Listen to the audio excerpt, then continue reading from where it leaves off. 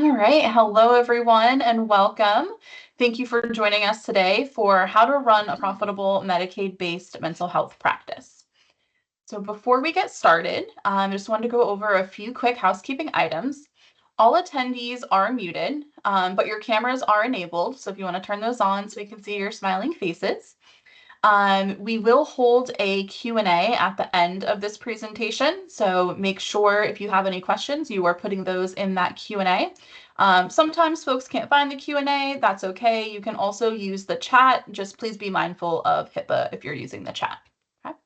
And then a recording will also be emailed to everyone who has registered after the webinar. Okay. All right, so I also want to introduce you to your webinar team for today. My name is Katie. I'm the Director of Customer Success and Operations at Integrity Support, which is the team behind Checkpoint EHR. Joining me is Stacy Pagenton, our Sales Director. And of course, our guest speaker for today, Gabrielle Juliano-Villani. Not quite ready for that one yet? All right. So if you accept Medicaid and you've ever felt the pressure of thin margins, billing challenges, or cash flow issues, you are in the right place. So we work with behavioral health providers across the country and consistently hear the same question: how do we make Medicaid work financially without burning out our teams? So today's session is guest-led and educational. We're here to learn alongside you and bring practical, real-world insight into the conversation. So I'm going to kick things off by handing it over to Stacy Pagenton, who will quickly share a little bit about who Checkpoint EHR is and why we're hosting today's session. So Stacy, I'll turn it over to you. Perfect. Thank you so much. So a little bit about Checkpoint EHR. And so we have been in business for the better part of 20 plus years. Our platform was built by a therapist for therapists in mind, and we focus on our behavioral health industry, IDD, SUD, mental health. That is who we are. That is what we do. So we treat our customers like partners versus that client vendor relationship. That's very important to us. And you're going to have a one-on-one experience with Checkpoint EHR. So we're built for real world behavioral health workflows because it was built by a therapist. He's very well ingrained in the industry. So he knew what he was looking for when he built this platform and what everyone else was looking for. So really just reducing that complexity. As you scale, we're able to scale right along with you. So how we do that is we try to keep things very simple, right? So we've got the automated claim submissions. Our reporting is very robust, and we're continuing to iterate those things as we speak, and dedicated success partners. So again, that sort of one-on-one approach to making our clients feel as though that they're part of our family and that they're cared about.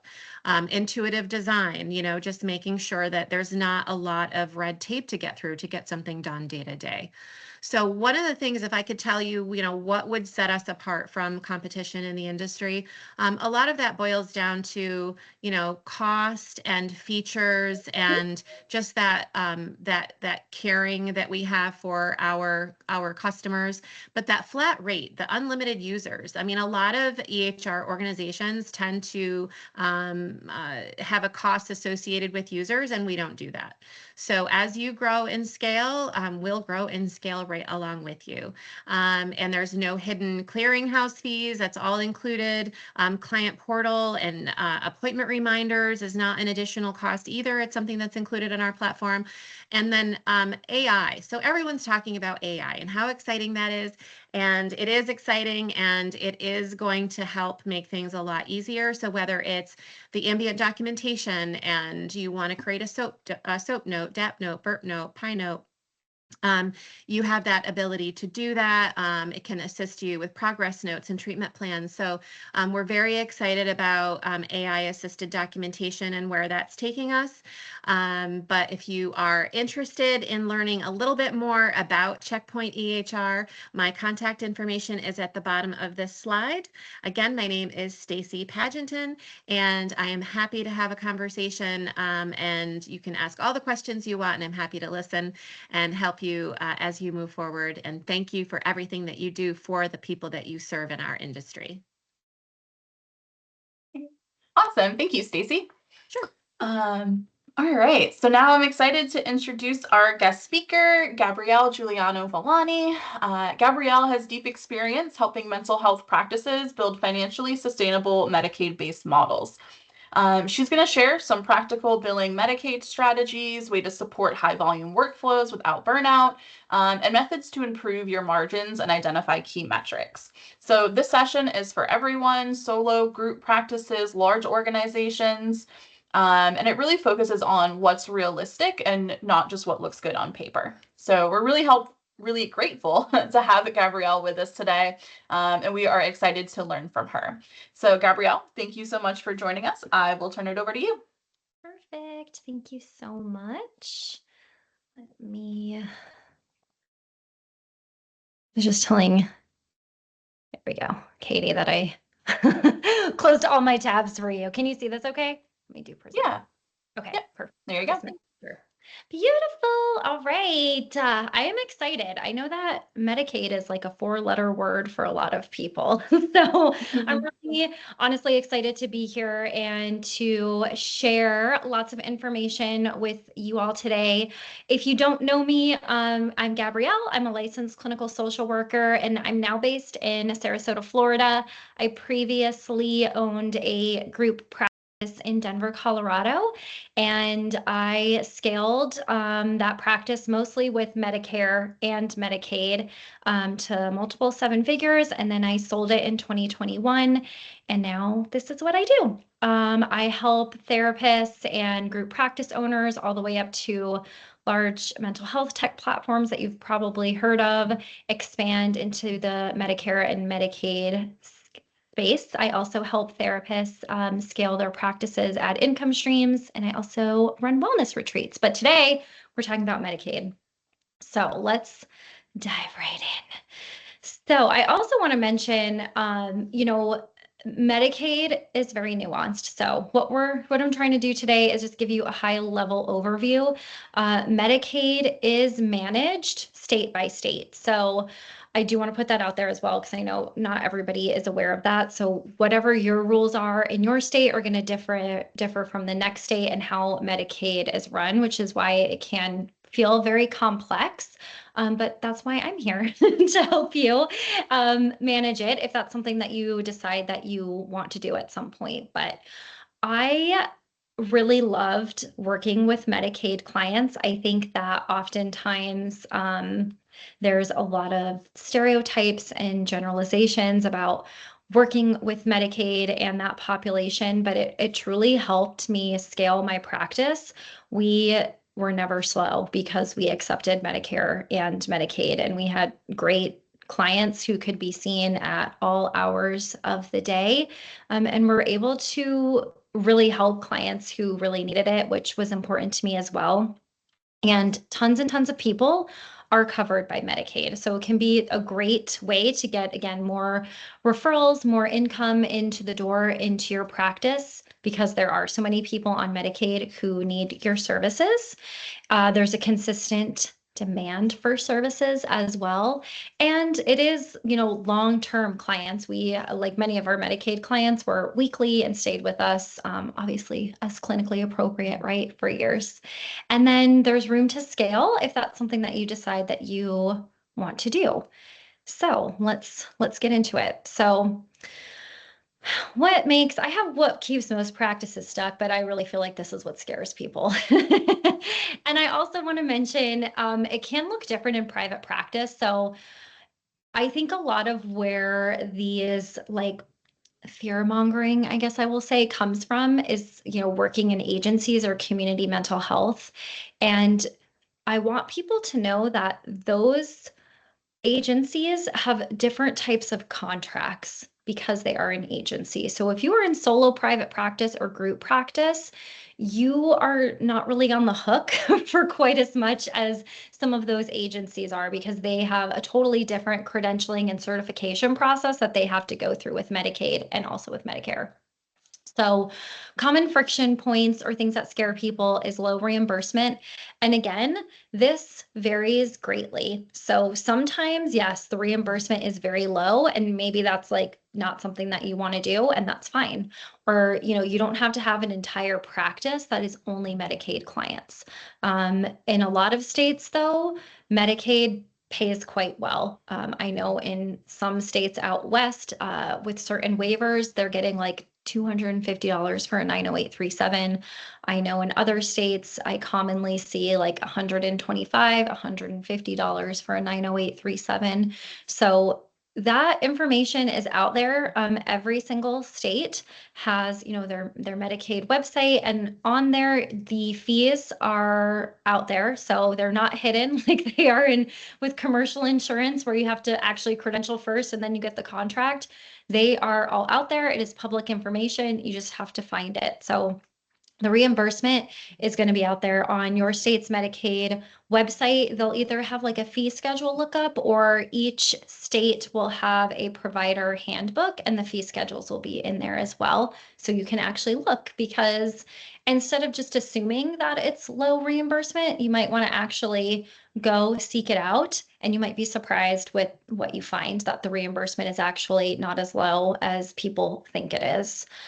Of course, this can be a really big stuck point, denials and payment delays. This also varies state by state, and by the MCOs, but I have ways to work around that, which we will talk about, and using something like Checkpoint, where you can track these types of things, helps significantly.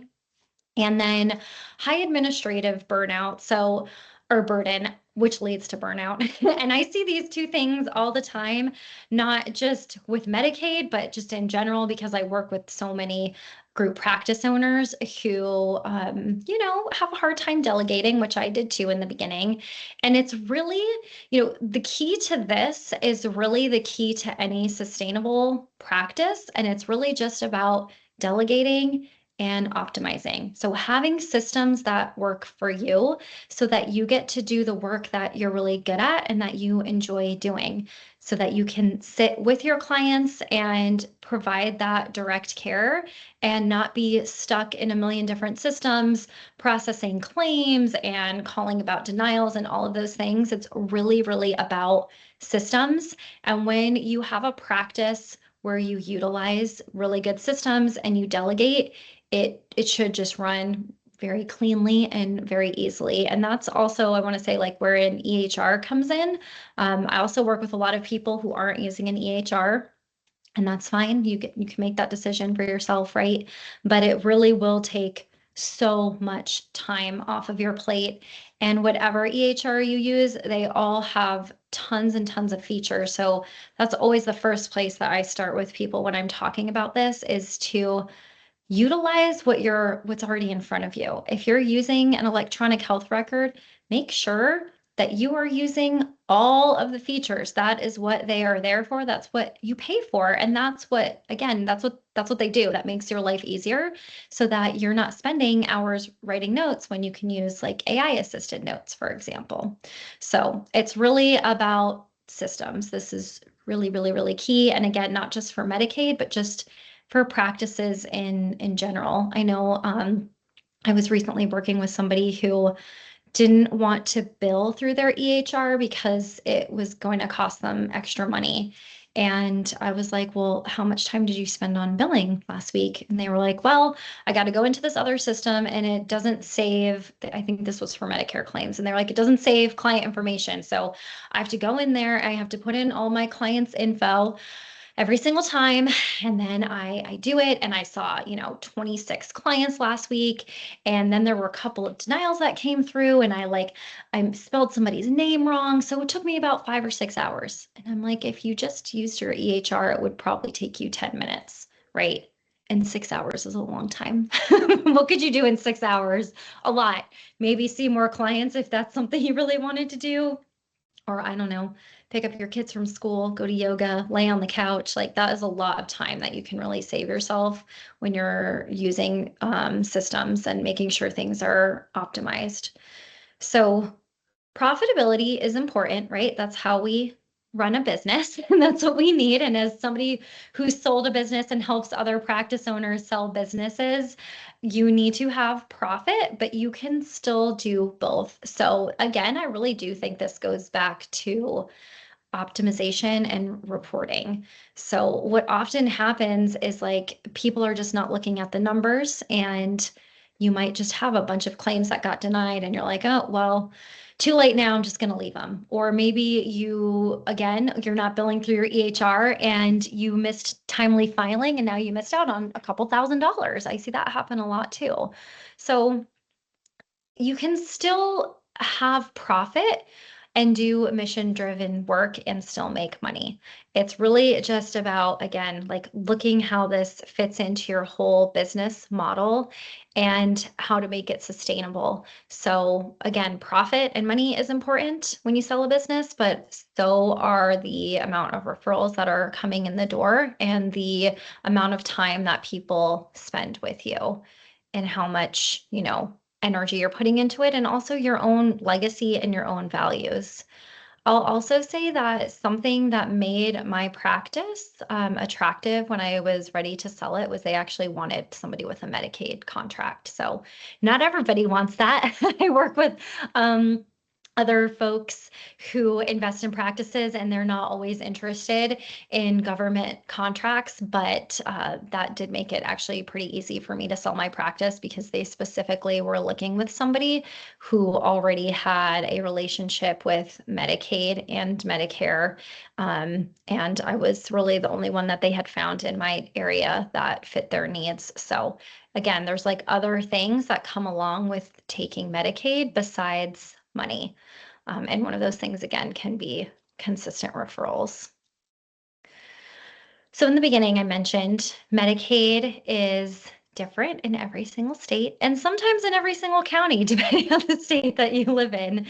So you really just want to be knowledgeable about what that looks like, because that is what is going to eat up your time and your money and get you denials and confusions.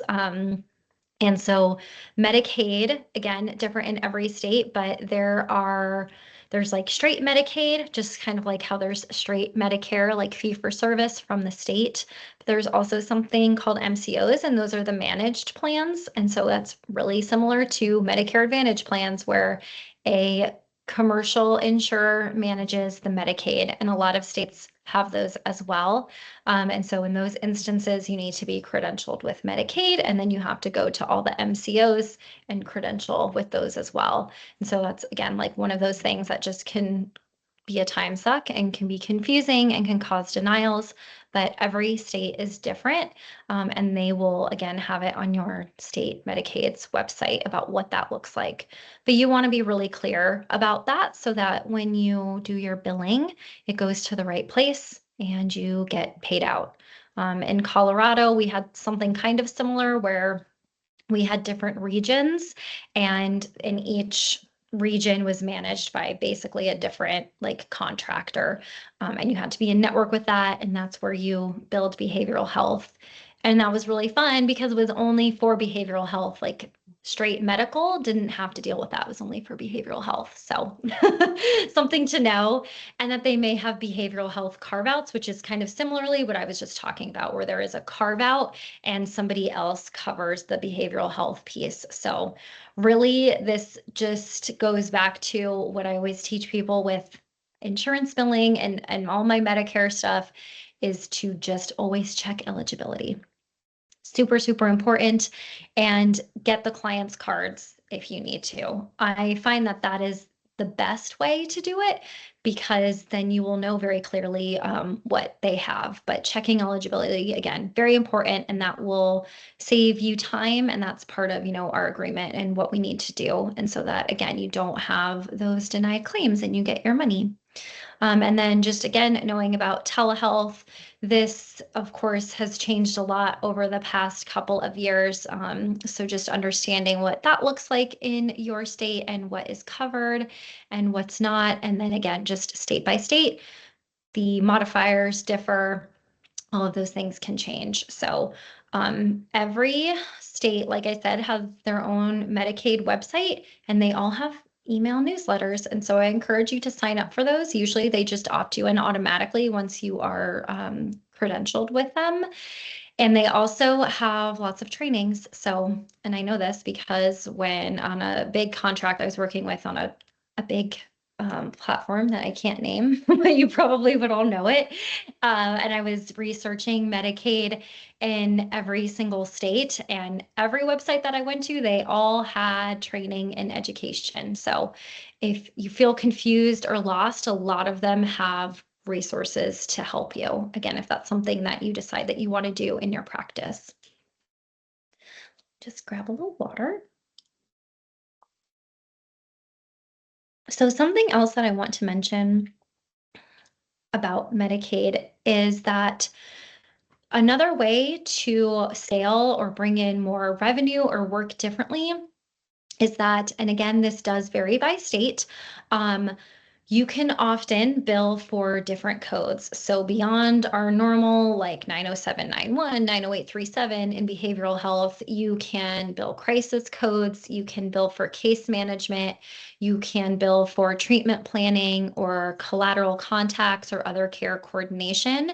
So just know that. And again, this does vary state by state, and you need to be clear with your documentation about how you are coding all of this.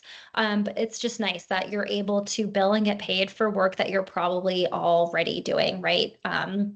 If there are crisis codes, if you are doing coordination of care, or if you're doing some sort of case management, or if you are meeting with other contacts, like I'm trying to think of some examples in my practice. Sometimes, we would have kids that we were working with, and we would have to go to like some of the CPS meetings and things like that, or we'd have to meet with like their case manager or one of their other providers. And so that was nice that we were able to bill for that time and get reimbursed for that also. And then Medicaid also typically covers, groups as well. So you can also bill for groups and do those types of things. So that's nice that, again, you're probably already doing a lot of this work potentially with your clients, and you're able to bill and get reimbursed for that as well.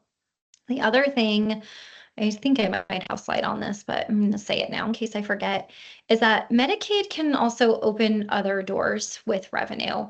My practice was able to get 2 grants because we were Medicaid providers, and those were through the state. And we were able to use that I was able to give a bonus to my clinicians. So that was nice for staff retention.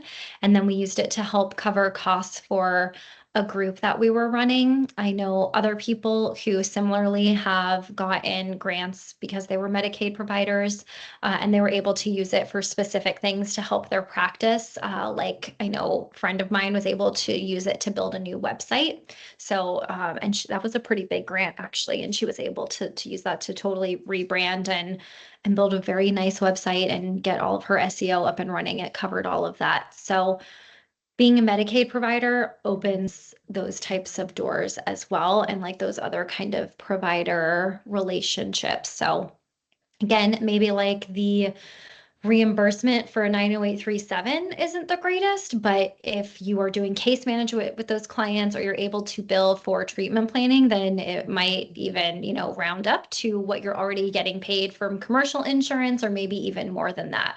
So really just, again, encourage you to think about it with more of an open mind, and think about all these other ways that can bring other things to your business just besides money. I know money is important too. So as far as billing, because I know this is a big pain point for a lot of us, and it can get complex, but it really is just about systems and having the knowledge in place. And to be honest, it depends on your practice. If you don't like doing billing, then you can always delegate that out and hire somebody to do it for you. But I still think you want to have somewhat of a knowledge of what the billing looks like, just in case, because it's your business and you never know. So always verify eligibility before intake with any client, not just with Medicaid, but always do this. We also checked our Medicaid clients monthly. And so in the beginning, that was me. And then as I scaled my practice, I had an assistant who that was one of her tasks that she did. So she would go through every month and make sure that nothing had changed. Some plans, again, every plan is different, but if there are prior authorizations, you'll want to be tracking that, tracking the units that you're billing, and any plan limits as well. And again, oftentimes your EHR can do all of those things for you, and then you can have a process in place that's like, okay, we're getting close to, the authorized sessions that we have, and we need to go back and ask for more. And this is the process to do that. So really it is just about building the systems and having those processes in place to support all of that, and submit claims as often as possible. So don't wait. The longer you wait, the more stress and problems you can have. You don't want to miss timely filing limits. And if you just let it pile up, it's going to be more work. And again, like if something does get denied or rejected, you're going to have less time to be able to fix that. And you want to make sure that you give yourself space just in case, or if things get backed up. So I did claims weekly. I know some people who do it daily. That's totally, again, up to you and your process and what works. But I think especially for Medicaid, I would at least do them weekly so that you're not getting in the weeds and nothing is getting missed. And if there are any rejections or denials, make sure you're following up on them. Set reminders, put it in your calendar. Again, if that's you or if that's a biller, just making sure that things are just not sitting there and it's like, oh, I'll get to it when I get to it, because again, the more time that passes, the more stress. And then the timely filing is really important because you don't want to miss out on being able to bill and get your money. So again, just having a billing system that works, using your EHR, having a checklist, having a spreadsheet, having a process, whatever that looks like for you in your practice and whatever stage that you are at. But I know I sound like a broken record, but I cannot push enough how helpful it is to just utilize your EHR to its fullest potential to help with a lot of these things. Because timely filing. So if you don't know, timely filing is the deadline that you have to file your claims. And this looks different across all payers and all plans and all states. So make sure you're just paying attention to that. And again, if you do it weekly, it shouldn't be a problem. But so let's say if I saw somebody today, February 11th, and I don't know, I forget and I get busy next year on February 11th, 2027, I'm like, oops, never did my claims in February. It would be too late and I would have to eat that money. So, and that can really sneak up on people, especially I think in the beginning of practices, I see this a lot where you're still kind of figuring things out and setting up your systems. But just again, making sure you're following up on that. If you do it weekly, it shouldn't be a problem. In my practice, we just had like a big kind of master spreadsheet of timely filing for all payers so that I knew, but we did it weekly and it wasn't an issue unless something got denied, and then we would have to go back and figure that out. But generally, you just, again, want to make sure that you are flagging any unpaid claims and they're not just sitting there waiting to be submitted and then you're waiting for money. So documentation, I know this is everybody's thing that they're really scared about with Medicaid as well. I've been through Medicaid audits. I've passed Medicaid audits, I should say. I've helped tons and tons of other practice owners through Medicaid audits and passed them as well, and Medicare. And I think that if you have good templates, good processes, good training, the documentation is really not that bad. And we also, of course, have like AI assisted things that we can use now as well. So making sure that you do that though. A lot of Medicaid plans have specifications on when documentation needs to be completed. And so it will be time-stamped, right, in your EHR. Usually it's within 24 to 48 hours. So make sure your notes are done, right? It's time-stamped, that they're signed within that window, because if you get audited, they will look at that. And again, an EHR will make your life so much easier because you can load previous note, you can use AI, you can build templates that have all the things in there that you need. And then as far as billing, just having that checklist, do we need to check the prior authorizations? Do we need to check eligibility? Has it been a couple months since we've looked at that maybe? Making sure that that works. So this is just really about like the workflow and thinking about how you can make this work in your business model. The other thing that I hear a lot is like, well, Medicaid clients are stressful and they're high acuity and they're more work. I mean, that could be anybody, anywhere, right? So just think about that. It's your practice, it's your schedule, or it's your clinicians if you're a group practice owner. So schedule people where it makes sense. That's a big part of burnout, right? I remember actually, I used to have a client who was just very draining to me personally, and she just required a lot of my energy. And I used to see her, she was the last client I saw on Friday afternoons. And after a couple of months, I was like, why am I doing this? Why am I seeing her on Fridays at 3 o'clock? I don't even want to work this late on a Friday. And so I just told her, right? I was like, I knew for myself that needed somebody who required that kind of output from me earlier in the week when I'm a little fresher.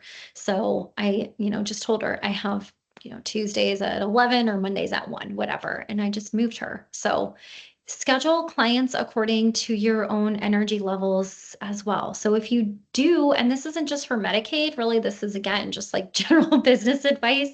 If you have clients who are higher acuity, or maybe I don't know, if they're kids and like you need to do some parent coaching or things that require more of you, think about that and schedule them accordingly, because again, that's things that are going to burn you out, and you want to make sure that you are working in the ways that work best for you and your practice. The other thing I hear all the time is that Medicaid clients no-show a lot.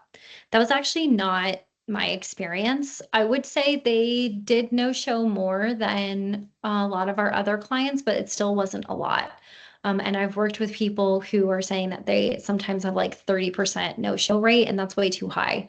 So what does that look like? Use auto reminders. Again, the EHR, use all the things that are available to you. Automate as much as you can. So using reminders, maybe you need to do 3 or 4 reminders for people. I don't know, see what works. So using reminders for clients, whether that's text, email, or even phone calls.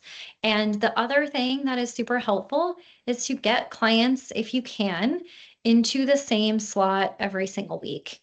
And then that becomes part of their routine and their habit as well. So that's another thing that can help reduce those no-shows, and have policies in place as well. If you do have a client who no-shows a lot or they cancel very last minute, that's a great topic to bring up in therapy, right? Like, does this time work for you? Is there something else going on that makes it harder for you to get to our sessions? Maybe if they're in person, you need to move to virtual, or maybe it's the time of day, or maybe they need to move to every other week, and that's what makes more sense for their capacity right now. So again, just getting creative, working with them, figuring out and trying to find a solution instead of automatically being like, oh my God, they no-show all the time, I'm discharging them, right? But this is where it's again about the back end systems. Make sure that those are in place to support all of these things that I'm talking about here, so that you can have consistency in your business and in your practice. Also, with no-shows and terminations, that's something else that you want to check with your state. They'll have in your provider handbook policies around that you'll need to follow and what that looks like. So just making sure if you do terminate your clients that you're following what needs to be followed. And you can still have a policy around that. So it doesn't mean that if they have Medicaid and they no-show all the time that you have to keep them as a client. You can certainly discharge them. You just need to know what the policy is and follow that. And for us, we had if there was 3 no-shows, then we would discharge them. And, we had, of course, documented, and you should do this whether they're Medicaid or not, document all of your outreach attempts for liability. And then we sent a letter, which you don't have to do that in every state, but we would send a letter. So it's all documented and with some referrals if people needed it.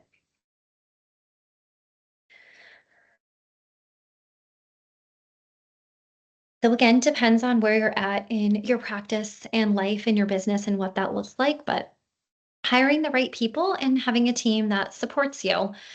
Even if you are a solo practice owner, you can still use a VA. You can use automations. You can use checklists. You can have your own policies and workflows that work for you as a solo practice owner. And if you are a group practice owner, you absolutely should have all of those things. You want to have SOPs, standard operating procedures for all of this. That again is where you will have success. Nobody has to guess. Everybody knows what the policy is. People like structure. And then you have a whole workflow for all of this. So I'm, thinking about eligibility. How do we check it? Where do we check it? Where do we document that we checked it? And who handles that? Probably some sort of admin, right? Or an assistant. Who's doing the claims? Is that you? Is that your biller? What does that look like? Is that through the EHR? Does it happen every week? Does it happen every day? Again, having all of those procedures in place so that everybody feels supported. And then for your clinical staff with documentation, again, I know that this is a big pain point because I do consulting on this site. It's really just about training and templates, training and templates. We had a template in my practice that everybody used, and it was Medicaid compliant. I actually sell it on my Etsy, and that's what everybody used, no matter who the payer was. I didn't care if they had Aetna. I was like, everybody uses this. It's just easier. And if we are documenting to Medicaid standards, we will certainly be able to pass an audit with any commercial insurer or Medicare. So that just made it easier for us. And then, you can handle a lot of that through templates, right? Mine is mostly check boxes, but there are other things that go along with passing an audit, not just did you check the boxes and talk about the progress made on the treatment plan, but was the note signed on time? Did you document medical necessity? Does it say your credentials on there? A lot of Medicaid wants the client's Medicaid number on every page of the record. Do you have that supported in your EHR, and does it do that for you? So part of it is yes, here's our template that we use. And then the other part is you just really want to make sure that you train your staff on compliance and what that looks like, making sure that they do their documentation on time and why that's important, what documentation looks like, what needs to be filled out. Again, having processes and training in place for treatment plans. What do those look like? How often do we do treatment plan reviews? And then just in general on Medicaid specific compliance is good for training because you'll also need to, your HIPAA. So we need to make sure that we have all of that stuff documented and training on that as well. But there are some other paperwork things that typically go along with Medicaid practices. Oftentimes you have to have clients sign a bill of rights so that they understand what their rights are as a Medicaid beneficiary, that they're not going to be treated differently, all of those things, and making sure that those are in the chart as well. And that might be, I don't know, maybe a supervisor or a virtual assistant. I had an assistant clinical director who really liked doing things like that. So I handed that off to him, and that's what he did, was just go through every Medicaid client and make sure that all the paperwork was signed, that treatment plans were being done as they needed to, and then we would spot check documentation as well. But especially if you're a group practice owner, just remembering like not everybody comes from the same place, right? We all have different training and we all learn differently. And a task that takes 5 minutes is usually 20 minutes of explanation. So just remembering it might take repetition, and that's just part of it. So again, I just always think of that because I know when I'm doing consulting with people, they're like, well, I just do it this way. I'm like, you do it that way and that works for you, but your team might learn differently or might hear it differently, and they might need it to be in video form, but also in a form that they can read, or a checklist, right? So you want to make sure that you are helping with people's learning styles and making it accessible to them. And all of this, as far as documentation, is also in all of the handbooks as well. Or, you can reach out to me and I can help you with that too. We also don't love looking at our numbers. I tend to find, not everybody, but I find that this can make a lot of us uncomfortable, but you need to know the data. You need to run reports.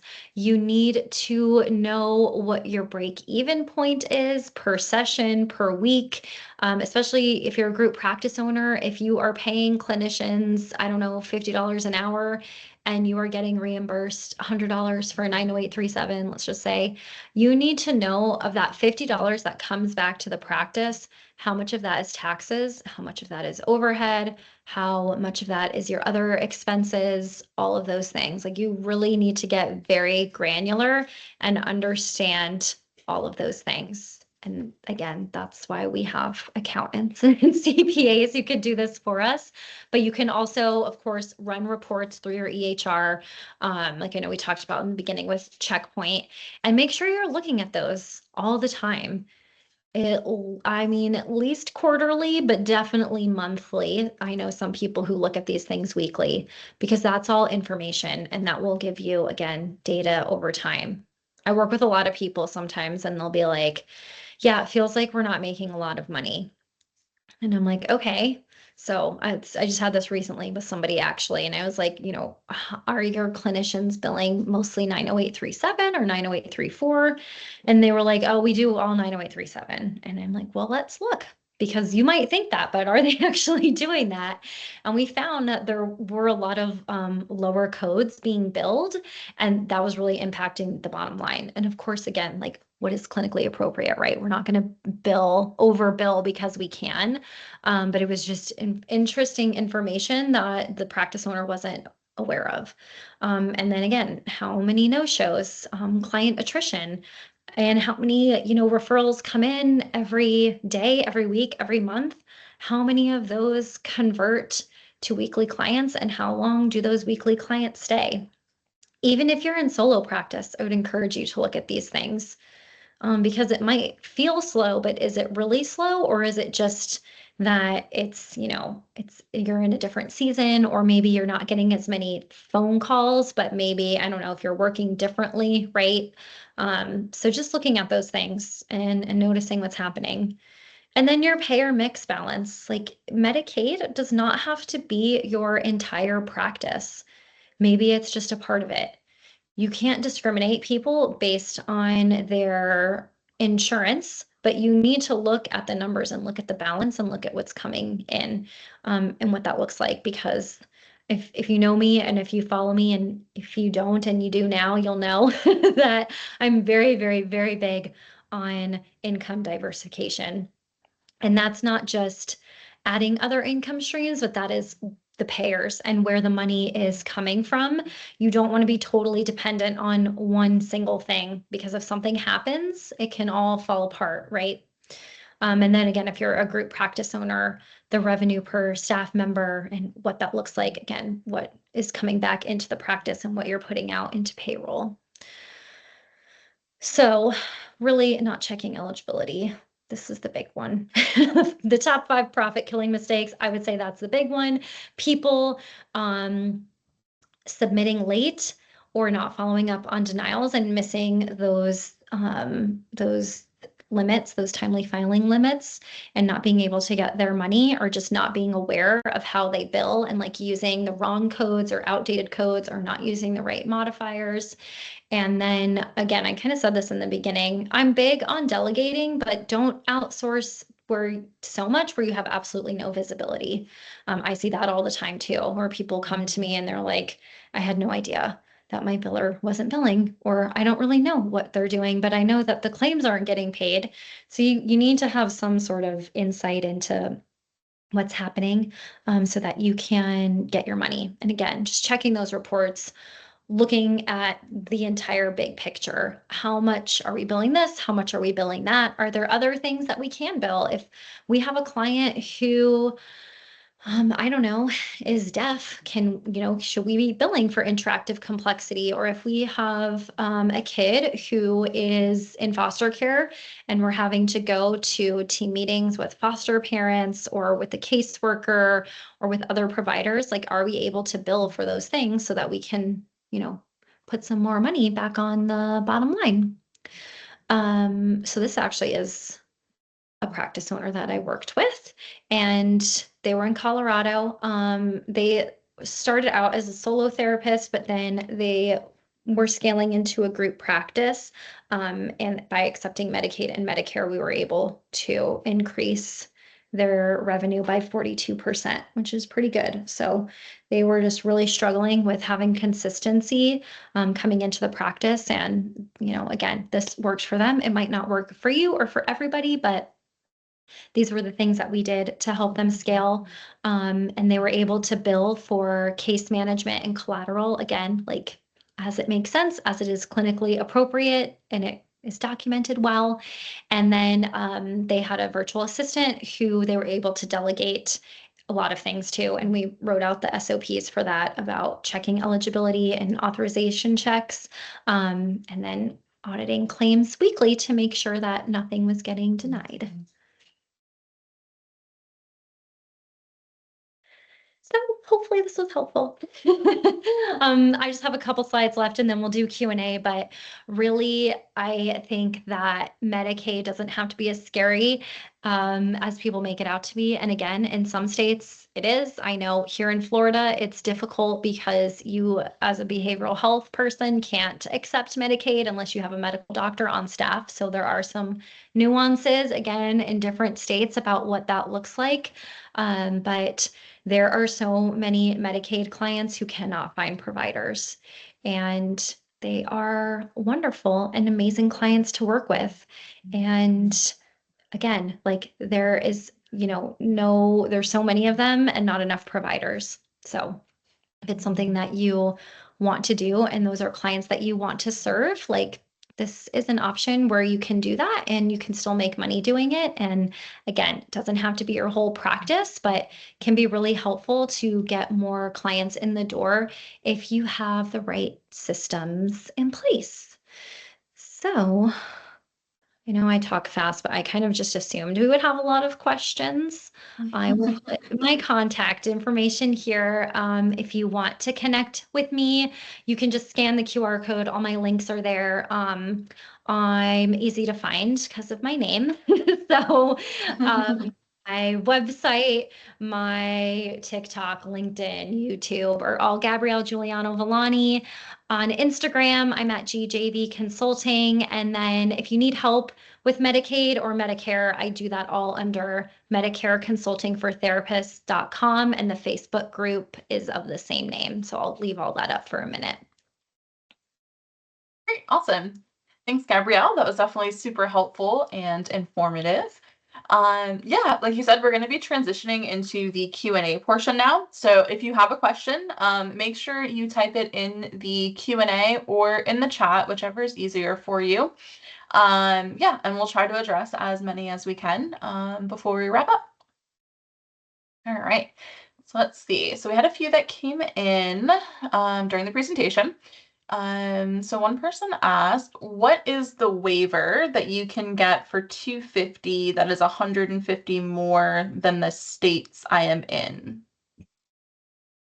I don't know specifically what they're asking with that question, but Okay. there's There are like every state is different, and there are some states, so like they do have specific waivers. Like I know in some states you can apply if your practice, like for example, serves like if you do substance use or if you serve like neurodivergent individuals and you work with autism, you can apply for other waivers and you can get higher reimbursement.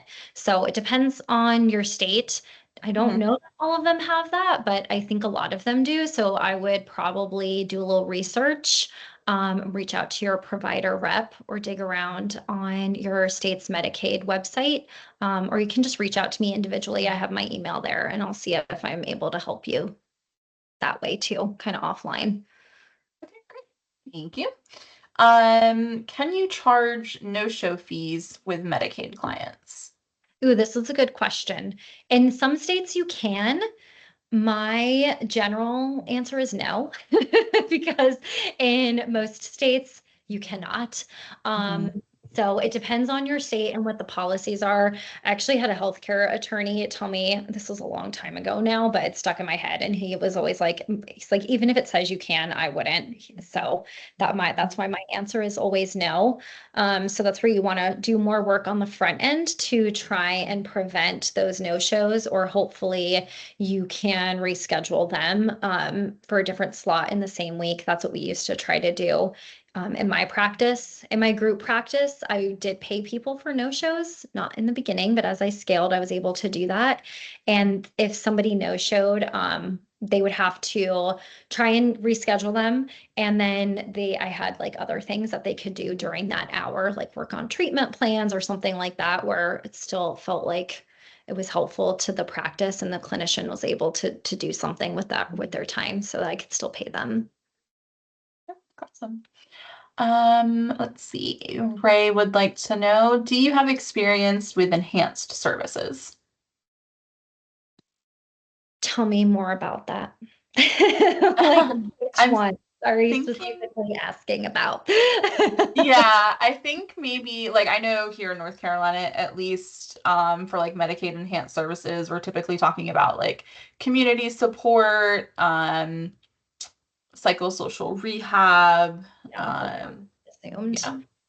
I do in some states. I actually help somebody with psychosocial rehab in North Carolina and also in Colorado.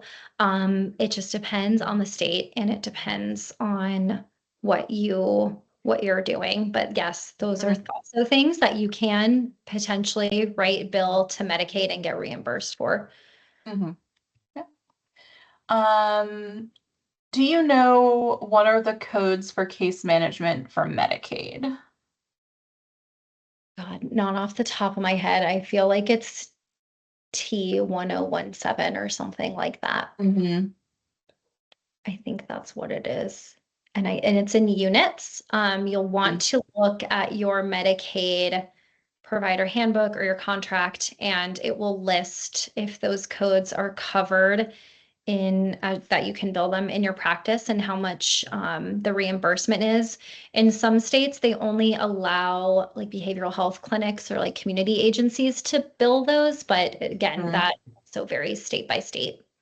Yeah, that's the hard part. There's like 50 states and 50 different processes, right? Yes, exactly. Yeah.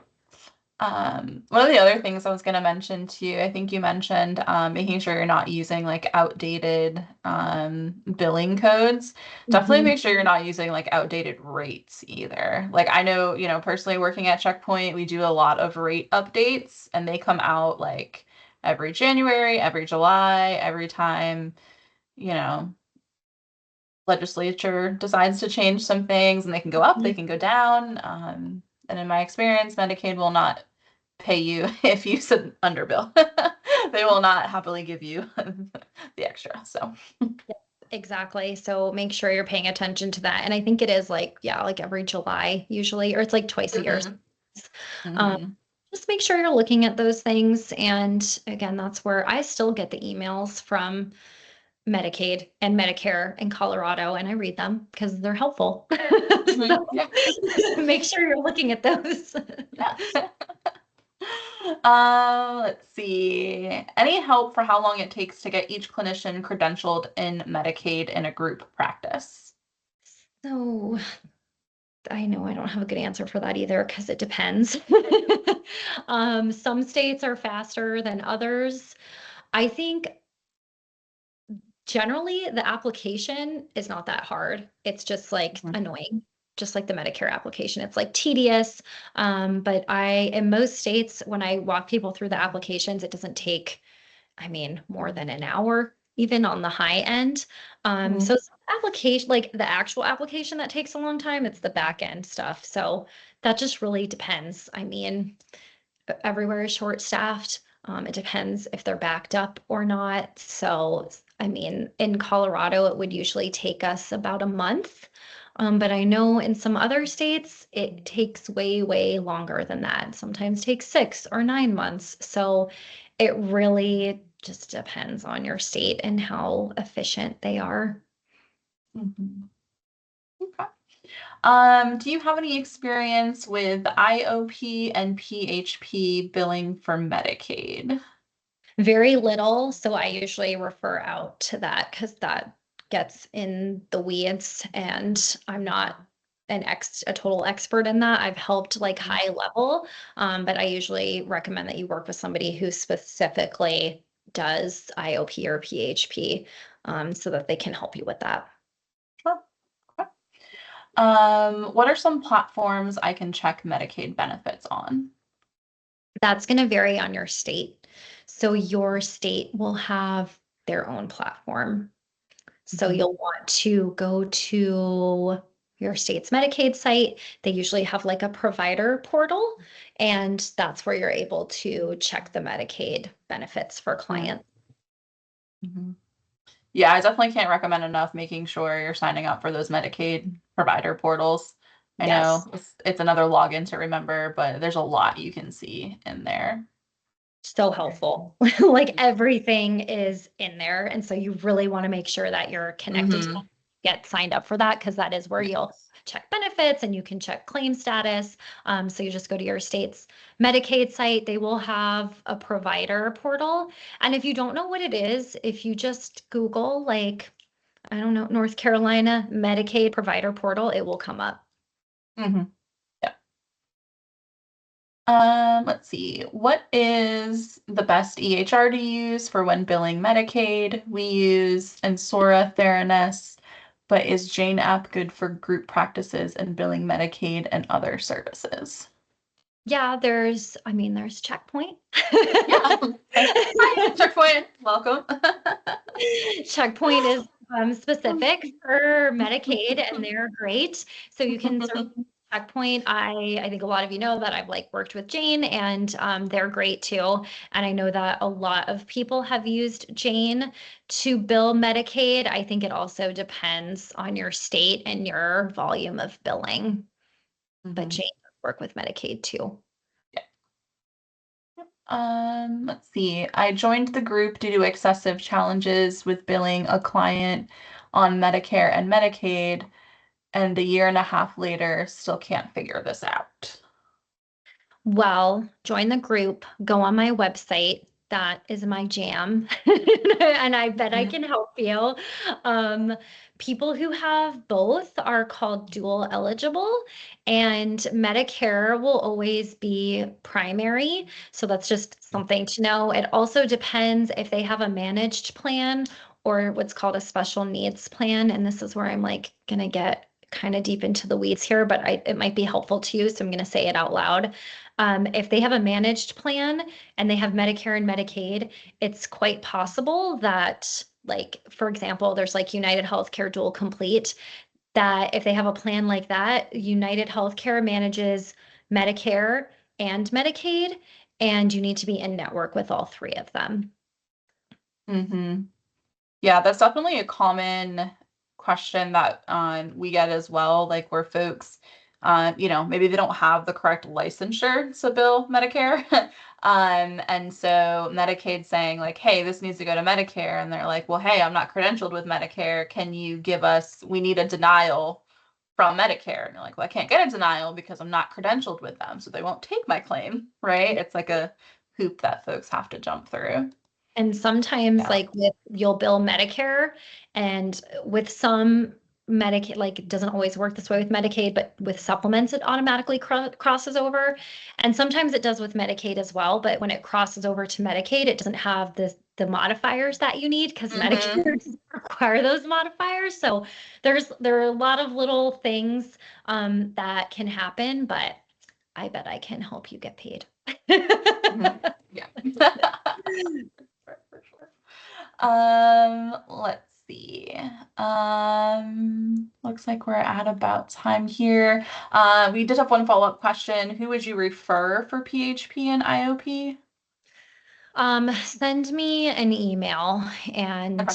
there's a couple people that I can send you to. Also depends on your state. Okay. So, yeah. Awesome. Great. Okay.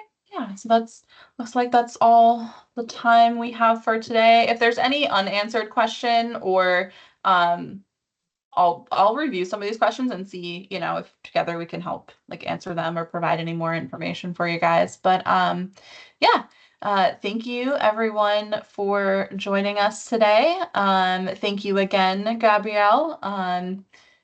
Super informative. There will be a recording of today's session that will be emailed out, as well as I think some other information on there as well. So do make sure you are on the lookout for that. Yeah, and again, if today's conversations raised any questions or inspired any new ideas for your operations, please keep Checkpoint EHR in mind. Stacey would love to hear from you all. But yeah, so thank you guys again, and we hope you enjoy the rest of your day. Thank you so much for having me. All right, thank you. Bye.